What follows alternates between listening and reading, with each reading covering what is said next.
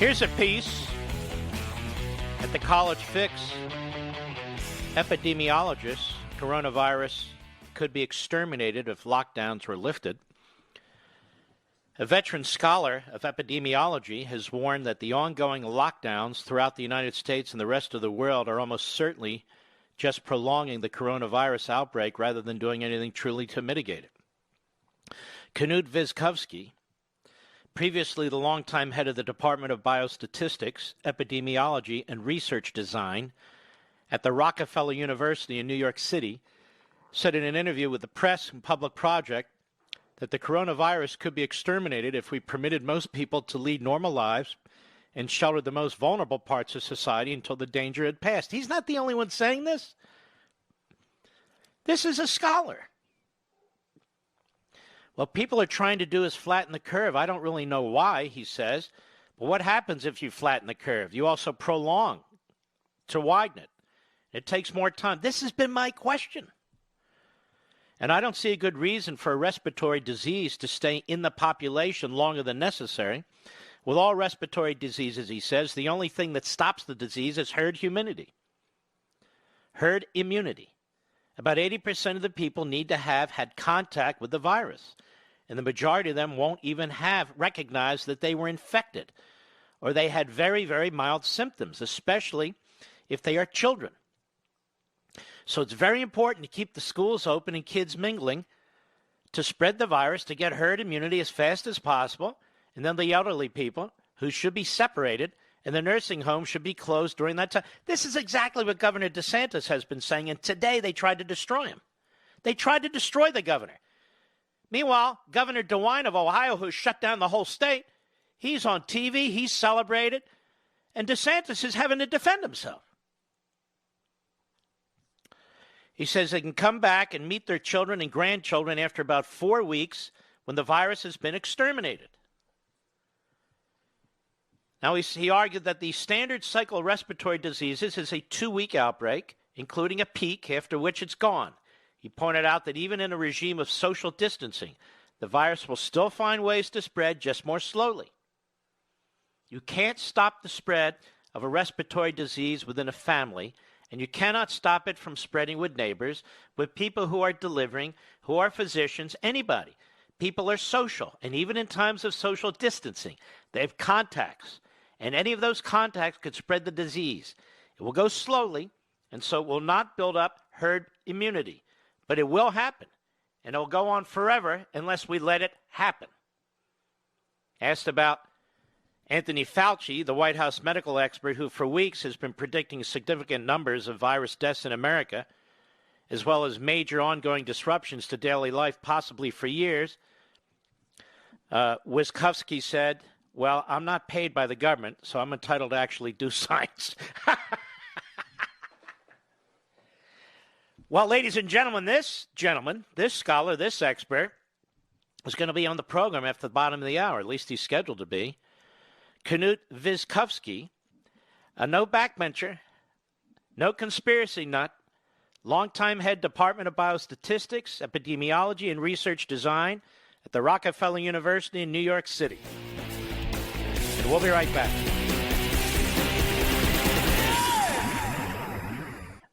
Knut Wittkowski was the longtime head of the Department of Biostatistics, Epidemiology, and Research Design at Rockefeller University in New York City. How are you, sir? Very good, thank you. Tell me what... Thank you for having me. You're my pleasure. You're not the persona non grata here, I can tell you that. Tell me what's happening. What do they do at Rockefeller University? Okay, I left Rockefeller University about a year ago. Yeah. So right now I'm not speaking for the Rockefeller University. No. I speak as somebody who has been working in epidemiology, as you mentioned, at Rockefeller, and before that for 15 years with one of the leading epidemiologists in Europe, with Klaus Dietz. In Tübingen. So tell me, I've had this question. May I call you Professor? I'm going to call you Professor. I've had this question, Professor. So, first of all, when do we know that the magic day has come when we can come out of our homes? And how, and I keep asking, I'm just a pedestrian, and how will the millions of people who haven't gotten this virus not get this virus? Can you answer those, sir? There's nothing wrong with getting the virus. In fact, most people will get the virus, but they won't feel anything. It is only a small minority of people who get the virus who develop symptoms. So there's nothing wrong with having the virus, having the immune system finding out what to do, and the immune system is doing it, and you won't even recognize it. But they say if they hadn't done this mitigation, up to 2.2 million people would have died. I don't even know where they get that number from. Do you? I don't know either.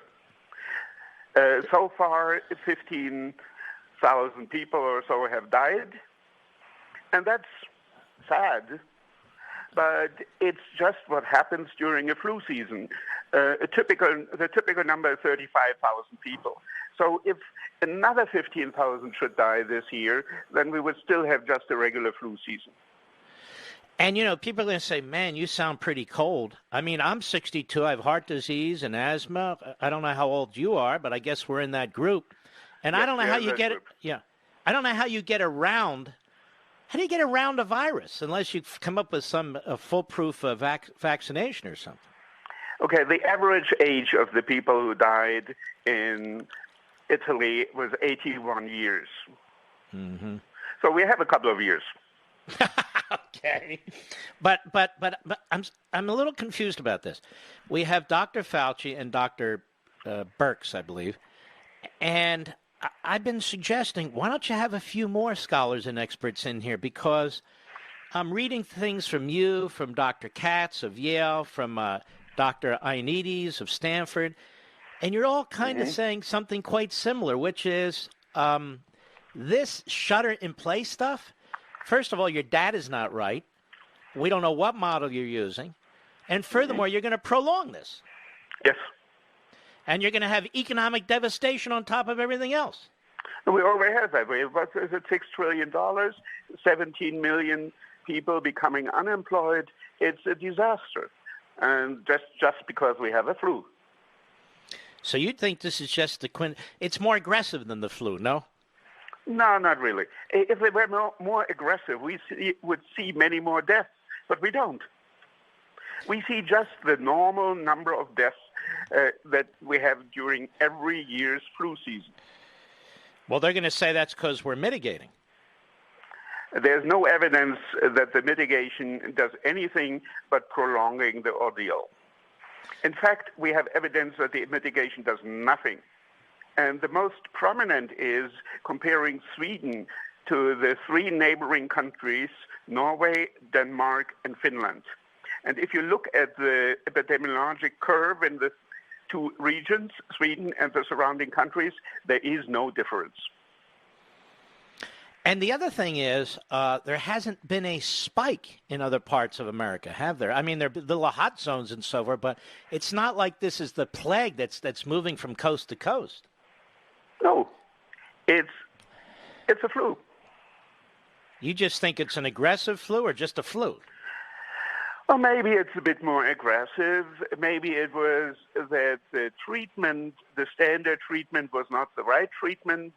There are many different things. But even if it's one of the more aggressive flus, that happens every couple of years, that we have a more aggressive flu and then we have a less aggressive flu. But this particular flu focuses on the elderly and people with morbidities. Is that what most flus do? Yes, that's what most flus do. Mm-hmm. And so why is New York City hit harder than these other places, do you think?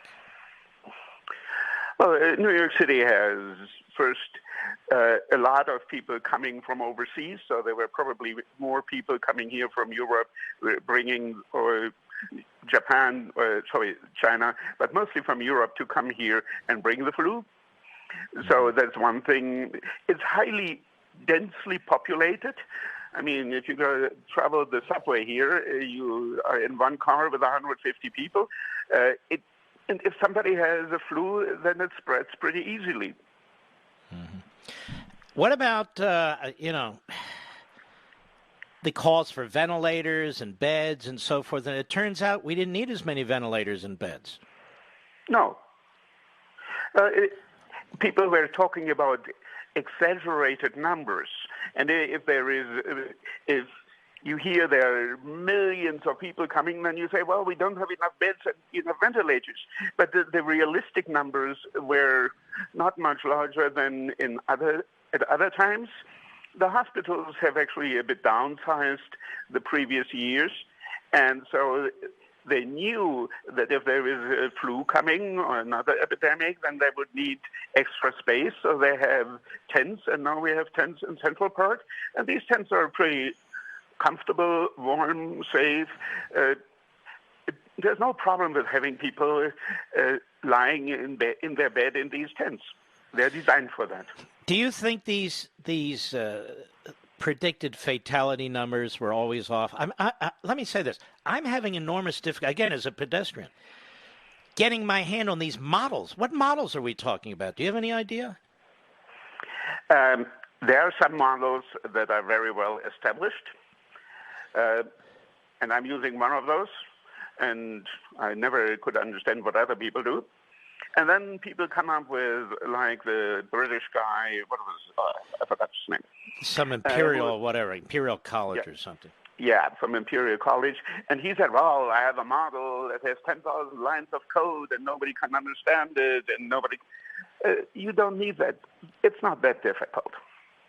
And if you use something simple, like a spreadsheet-type model that I have been put up there for people to use, then you understand exactly what's going on, and you understand what the model is telling you, and it's telling you it's not so dramatic as people think. I just want to ask this. You're not speaking, I want to make it clear, for Rockefeller University, but you were the longtime head of the Department of Biostatistics, Epidemiology, and Research Design. What's all that mean? What's all that mean, just so we understand? Well, I think the epidemiology part here is to use mathematical models to describe the spread of epidemics and to find out what you should do against it. And so that is something that was part of my job at the Rockefeller University and something that I learned during the 15 years I was at the University in Tübingen, Germany. So this is your wheelhouse. I was working around in the end 80s and early 90s in Germany on HIV, and I was one of the people who stood up, and this was very similar to what we have here against the hysteria where people said, well, soon 400% of all heterosexuals will become infected with HIV. And I was trying to hold against it and say, no, it's not going to happen, and it didn't happen. We haven't had a single chain of infections within the heterosexual population in Germany since. So it was a scare tactic. There was a lot of scare. People get very scared. Mm-hmm. And I am not the person to say who is at fault, but it's not good to get scared. It's better to be reasonable.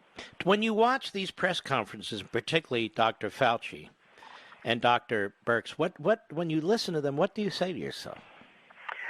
What I hear is there is a lack of understanding of the fundamental nonlinear dynamics of epidemiologic of diseases. And I understand that if you have a virologist can tell you, now I'm simplifying, so I apologize to all virologists. Yes. Virologists can tell you what exactly, how exactly the virus looks like. Mm-hmm. And an MD knows exactly how to make a diagnosis for a single patient and how to treat that single patient. But the epidemiology of diseases is highly complex and, as I said, nonlinear. And to understand this complexity and to deal with this, it's something that very few virologists or MDs are trained in. So it would probably be better if the government would also listen to people whose job is to deal with these epidemics and understand can assess the impact of health policy measures. Professors, go ahead, I'm sorry. For instance, closing schools in an epidemic like this here is the worst thing you can do, because children go through a period in their life where they acquire immunity through all sorts of diseases. So their innate immune system, the one that works before you have ever seen a particular virus, is working extremely well. And that's when a child gets a childhood disease or a flu. The child, you often don't even realize it. It's very mild, maybe one day of a running nose or a bit of sore throat, and that's it. And so when children go through that, they experience the virus, the immune system develops immunity, and they're immune. And so this is one of the steps. You develop immunity in population without anybody putting anybody at risk and without overloading hospitals. Children who go through developing flu and developing immunity, they don't need to be hospitalized. Mm-hmm. And your point is this is how you develop immunities within a society. You got to go through the process, and it's a natural process. It's a natural process. And if you don't interfere with that process, now let me say one thing. The natural process is also for old people to die. So if you want, you should protect the elderly people, and that is the people 75, 80 years and older, and those who have comorbidities. These people should stay away and isolate themselves during the 3 or 4 weeks where an epidemic takes its course. And so you separate those who are at risk, and those who are not at risk, they develop immunity, and then after 3 or 4 weeks, the whole thing is over. So you protect the vulnerable, and we know who they are right now, and you let the rest of society function. And then you don't have 17 million unemployed and a cut of 30 to 40% of the GDP. And Doctor, I assume that has, Professor, I assume that has other consequences. When an economy collapses, it's a health problem too, isn't it? It's a health problem. We will have suicides. I would expect, we had people buying guns at a rate that is unprecedented, more guns bought than ever before. And now these people who buy the guns, they are in isolation, they become depressed, they cannot talk and interact with other people, they get paranoid, and eventually, I wouldn't be surprised if I see somebody shooting somebody else because the person doesn't wear a mask. No, really? Well, the gun control people, they should be into this then. All right, Doctor. It is just you don't want people who are paranoid running around with guns. No, we don't want that. But I don't want people who are paranoid running around with medical degrees either, because I have to tell you, I'm concerned. I agree with much of what you're saying just because it's rational. Because nobody can answer my question when I say, ask Dr. Fauci, when do we know we can come out? And then isn't this thing going to slam us again? Because people haven't gone through this immunity process. And your answer is yes, that's exactly what's going to happen. Tell you when this should end. Mm-hmm. On they March can't. 12th. March 12th? Mm-hmm. I mean, weeks ago. It should never have started. Yeah. It should never have started. We should have told the elderly and the people who have comorbidity or other diseases to stay away from the children with a runny nose and let them develop immunity and separate from them. And if we could have just bought them meals 3 a day, and make sure that the pharmacy, the drugs are delivered to them. They don't have to leave their apartment. And for $2 trillion, we could have done a lot for these people. All right. Listen, I want to thank you. I want to thank you for your courage under the current groupthink that's going on. I appreciate it very, very much, sir. We'll be right back. Mark Levin.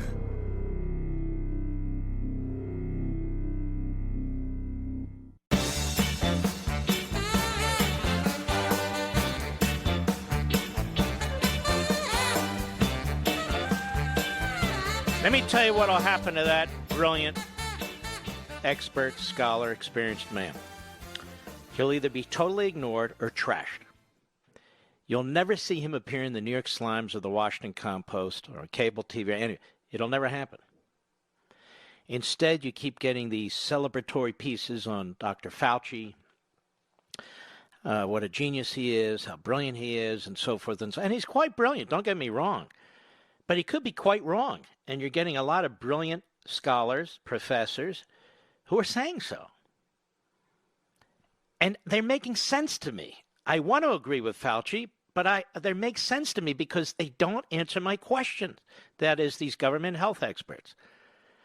How do we know when this is over, which it never will be, and what do we do at that point? You're going to let people now, they're not going to shelter in their homes anymore, shelter in place. They're going to be out, and they're going to get the virus. With all the uncertainty in the world, and meanwhile, we're killing the economy. With all the uncertainty in the world, feeling safe at home has never been more important. That's why I want to talk to you about Simply Safe Home Security. They're longtime friends of this show, and for good reason. You just order online, set it up yourself in under 1 hour, and your home is protected 24/7 with emergency dispatch for break-ins, fire, and more, all for 50 cents a day, just about. Ladies and gentlemen, don't forget, as you're wrapping up your Easter on Sunday, 8 p.m. Eastern Time, I will be doing Life, Liberty, and Levin with the governor of Florida. You know, there's more than one governor in this country, and they're all not named Cuomo. Ron DeSantis, who's spectacular, and Mr. Conservative, Jim DeMint. Sunday, 8 p.m. Eastern. Be right back. From the Westwood One Podcast Network.